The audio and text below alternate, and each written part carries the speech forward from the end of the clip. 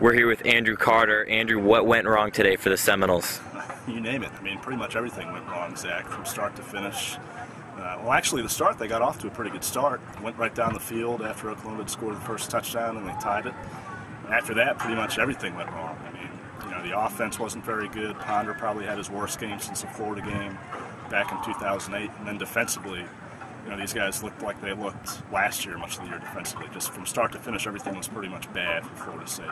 Now, knowing that, how would you describe the mood of the team after the game? I think these guys are pretty shocked. I think they're trying to say the right things or trying to put the right spin on things, but naturally this is a very disappointing loss. This was a kind of game that Florida State wanted to make a statement. It was the first real big game, obviously, the Jimbo Fisher era. They're saying the right things, but I think they have to be pretty shell-shocked right now. What do you expect for next week with BYU? Do you expect them to fill the stadium? What do you expect? That's an interesting question. I'm anxious to see how the fans respond to this game. I wouldn't expect, obviously, for them to fill the stadium. It wasn't full for the first game of the Jimbo era last week against Sanford.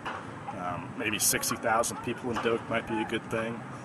I'm more interested to see how this team responds. BYU, of course, is not this pushover team. I don't think this BYU team, of course, is as good as the one last season, but they're still a very formidable, good team. So FSU needs to come out and really respond well. They lose that game, all of a sudden their backs are against the wall. So next week it's a big game.